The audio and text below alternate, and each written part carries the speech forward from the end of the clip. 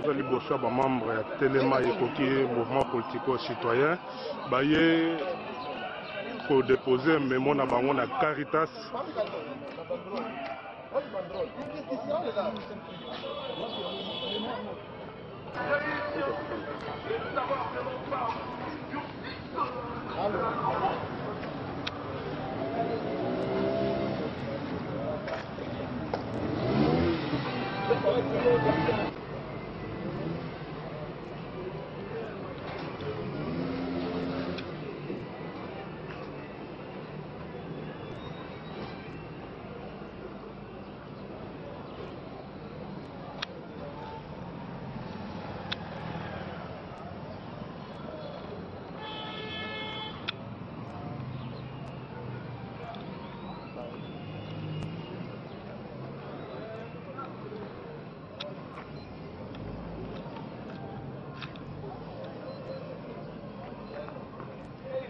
lettre ouverte de Téléma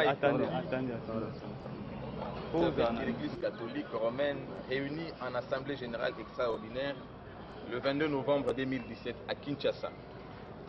Messieurs les évêques, la commission électorale dite indépendante, CENI en sigle, a annoncé publiquement qu'il lui sera impossible d'organiser les élections avant la fin de cette année 2017.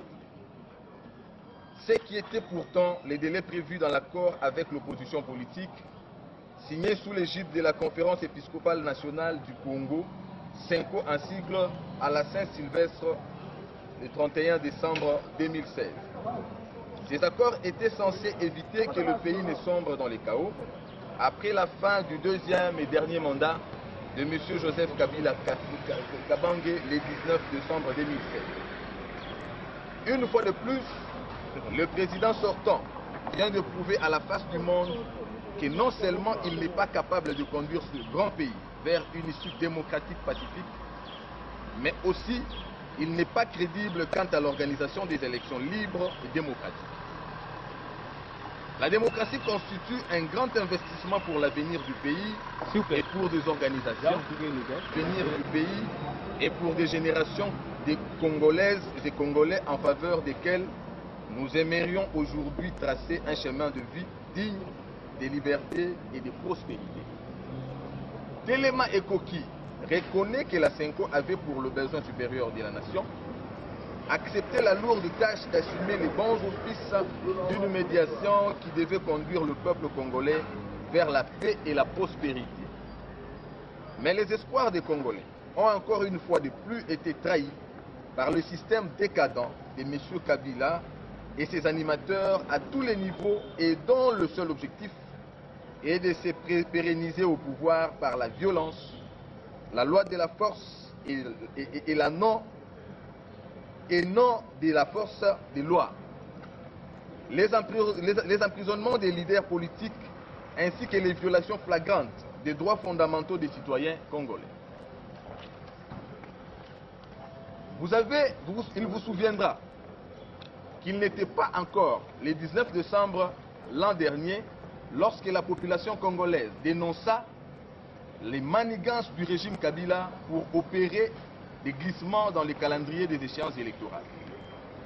Sa protestation fut réprimée par la police le 19 et 20 septembre 2016. Le bilan des victimes en vies humaines est connu. Alors que M. Kabila avait détourné, avait toujours nié de vouloir manipuler les termes de notre contrat social pour se maintenir au pouvoir, les faits sont là pour prouver le contraire. La Conférence épiscopale nationale du Congo, CENCO, qui a accompagné les dialogues politiques et la signature de l'accord de la Saint-Sylvestre, a aussi rappelé au peuple congolais, dans sa lettre du 23 juin 2017, le pays va très mal. Votre diagnostic, messieurs les évêques de la CENCO, est clair. Tous les symptômes sont là. Notre pays est gravement malade et le mal, c'est Joseph Kabila. Ce mal que les actuels dirigeants ne ressentent pas, le peuple en ressent les dards. C'est nous, le peuple, qui vivons la souffrance provoquée par la mauvaise gouvernance chaque jour dans notre chair. Le diagnostic de la Senko n'a rien de partisan. Il n'est ni catholique, ni protestant, ni kimbanguiste, ni musulman. Il est partagé par tout peuple congolais et tous les observateurs de bonne foi.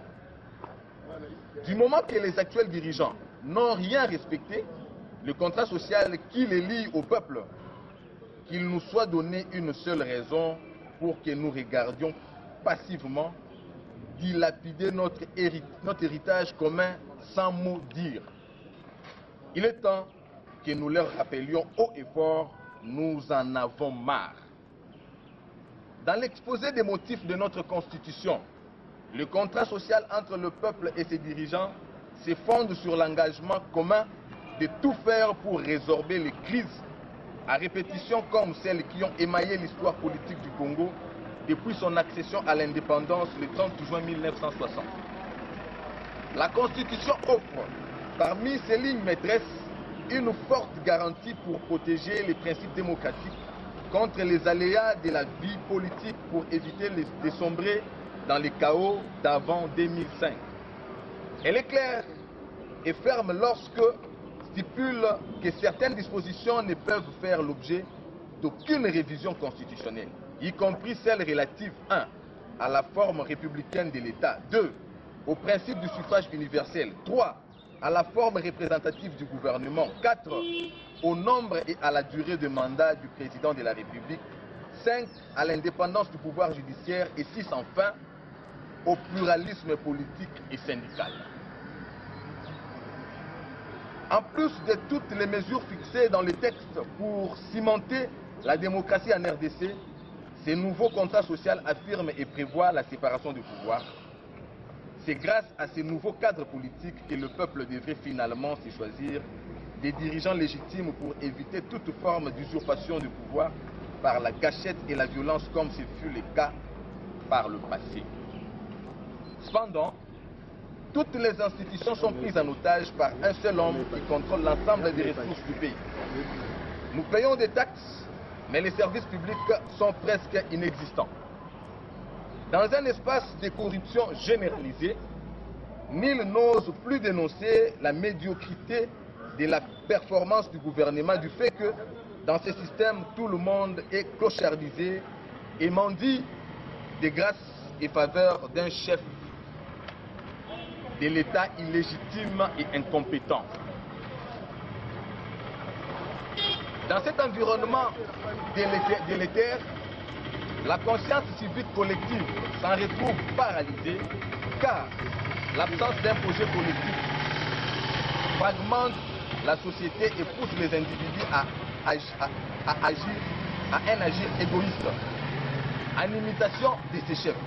C'est ainsi que les mauvais leaderships asphyxient les aspirations de toute la nation à une certaine élévation et grandeur dans les valeurs morales et sociales. Heureusement qu'il existe dans notre Constitution l'article 64. Analysant les réponses données au cours d'une de ces rares interviews au journal allemand de Spiegel le 3 juin 2017, M. Kabila semble peu convaincu qu'il existe un contrat qui nous lie au peuple. Il ne renie pas seulement tout engagement qui les lie aux accords de la Saint-Sylvestre, mais aussi il va jusqu'à insinuer l'idée qu'un changement de la Constitution reste une possibilité lorsque le peuple, par référendum, choisirait de le faire. Mais nous tenons à lui rappeler que l'actuelle Constitution verrouille directement certaines dispositions à ce qui concerne toute possibilité de changement, même par référendum. Il s'agit de l'article 220 de la Constitution. Messieurs les évêques, il est acceptable que le seul intérêt des actuels gouvernants soit celui de se maintenir au pouvoir. Pour quelle raison? Depuis 20 ans, le peuple congolais est systématiquement dépouillé de ses droits. Le Congo-Kinshasa est plongé dans une spirale de guerre, d'insécurité et de tueries massives, d'instabilité institutionnelle et dans une permanente incertitude politique depuis l'année 2016. Tous les indicateurs socio-économiques sont désespérément en rouge. La pauvreté s'accentue et le peuple se confirme comme l'un des plus pauvres du monde. En dépit de ses immenses ressources naturelles, plus de 76% de sa population vit en dessous du seuil de pauvreté. La détérioration du franc congolais par rapport aux devises étrangères est le dernier signal de l'agonie d'un système économique de prédation et de pillage des ressources du pays entretenu délibérément. Les désordres se ressentent, se constatent et se vit dans tous les domaines. Le tribalisme s'est institutionnalisé, entretenu par M. Kabila lui-même et ses turifères alors qu'il ne cesse de clamer un nationalisme qui n'est qu'un slogan creux. Les actes de mépris de la vie et de la dignité de la personne humaine ne se comptent plus. La brutalité, l'arbitraire sont devenus les marques de fabrique de ces régimes qui en a outre érigé la corruption et l'impunité en principes cardinaux de gouvernance. M. Kabila a réussi à instrumentaliser la justice qui a cessé d'être indépendante. De la base au sommet de l'État, l'incompétence et la médiocrité règnent comme jamais auparavant dans l'histoire de ce pays. Le Congo-Kinshasa brûle. Pourtant, partout et dans tous les domaines des secteurs de la vie nationale, le chaos s'installe. Mais personne ne bouge dans le sens de sauver ce qui peut encore être sauvé. Messieurs les évêques, soyez aux côtés du peuple dans son indignation. Nous demandons aux évêques et aux abbés de l'Église de ne pas choisir le silence en tolérant un pouvoir illégitime, en laissant perpétuer un régime prédateur qui inflige au Congo de s'enfoncer chaque jour un peu plus dans la honte, les ridicules et la misère. Les ténors de ces régimes d'oppression ont-ils oublié les serments solennels devant Dieu et toute la nation congolaise de respecter et défendre la Constitution de la République, de sauvegarder l'indépendance et l'intégrité de notre territoire, l'unité nationale et la promotion du bien commun ainsi que la paix? Téléma et Koki rappellent que nombreux Congolais sont obligés de s'expatrier dans les pays qui n'ont même pas le deuxième des ressources que possède la RDC. Téléma et Koki épargnera de vous détailler les classifications honteuses qui voient la RDC à côté de la Somalie et d'autres États faillis comme l'un des pays les plus pauvres du monde. Combien de nos compatriotes vivent sous une peur constante des invasions, des kidnappings et des tueries à l'est du pays? Combien de millions de déplacés internes compte la RDC? Eh bien, 3,8 millions font de la RDC le pays avec le plus grand nombre de déplacés internes en Afrique. La majorité factice au pouvoir attribue ces échecs sécuritaires aux forces négatives étrangères, fussent-elles les ADF, Interamwe, les ADF, Interamwe ou autres, alors qu'il reste vrai que pendant 17 ans au pouvoir, M. Kabila n'a pas réussi à former une armée républicaine pour défendre les intérêts nationaux. Au contraire, il a lui-même instauré une milice dite garde républicaine pour se protéger, n'est-ce pas, une défaillance grave aux prérogatives d'un chef de l'État.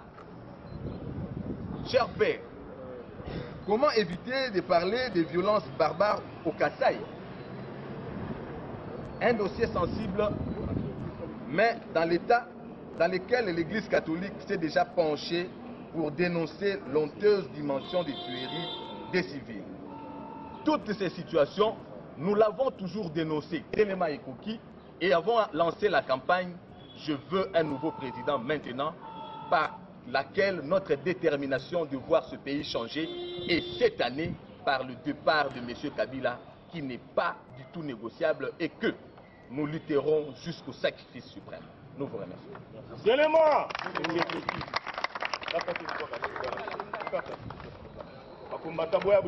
On peut pas doit lancer notre slogan. Une déclaration, ça.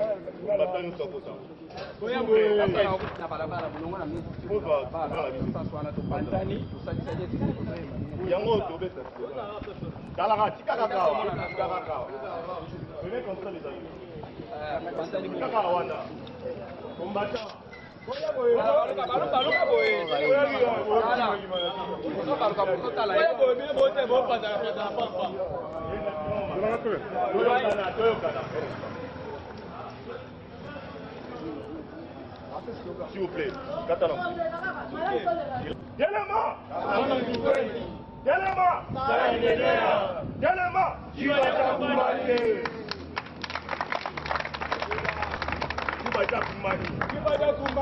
Tous le mémo lu par M. Cédric qui stipule que nous, Mouvement Citoyen Téléma, nous sommes venus ici au Caritas parce qu'aujourd'hui, c'est le jour où les évêques vont dire un mot par rapport à la situation politique de notre pays. Et voilà, Mouvement Téléma étant le gardien du temple, le gardien de la République démocratique du Congo, nous sommes venus juste pour encourager, appuyer les évêques par rapport à leur initiative. Et nous pensons que les évêques sont toujours aux côtés du peuple. Parce qu'il est dit qu'on avait un sursis d'une année avec M. Kabila, qui devait nous organiser les élections, mais on n'a pas eu les élections. Aujourd'hui, il n'y a plus le sursis à donner à M. Kabila parce que nous nous demandons quelle est cette recette que M. Kabila reste encore à donner au peuple congolais. C'est pourquoi nous sommes là et nous pensons que les évêques seront toujours aux côtés du peuple comme le pense. Au plus tard le 31 décembre, nous pouvons avoir de nouvelles institutions dans notre pays. Merci. Tu vois qu'il est là pour le mon père, Sango, et que Mboka va aventure l'équipe Mingi. Tango bavantir Cécile yango mo to bitele machi baja kumbadi tango kokingo ngekoki sa neneya tango nzifweni. Donc cela veut dire quoi? Aventure ko reina nga bazo sala na Kabila biso ba jeune ya Telema de vrai Congolais à 100%. Tolobi stop. Pas question ya théâtre ko ya muyombe gauche na ngadia ya mboka oyo. Tolobi boye campagne oyo to lancaki la fois passée tobi je veux un nouveau président. Kabila abunga makadiza akanga kabisaka na ile 31 décembre sanini. Akende calendrier na bango ya muyombe gauche ba bimesili biso. Toyebi yango. Tokondi makango ata mukolo moko te. Tout doit s'arrêter le 31 décembre à minuit. Ba kwa bachala oyo koya.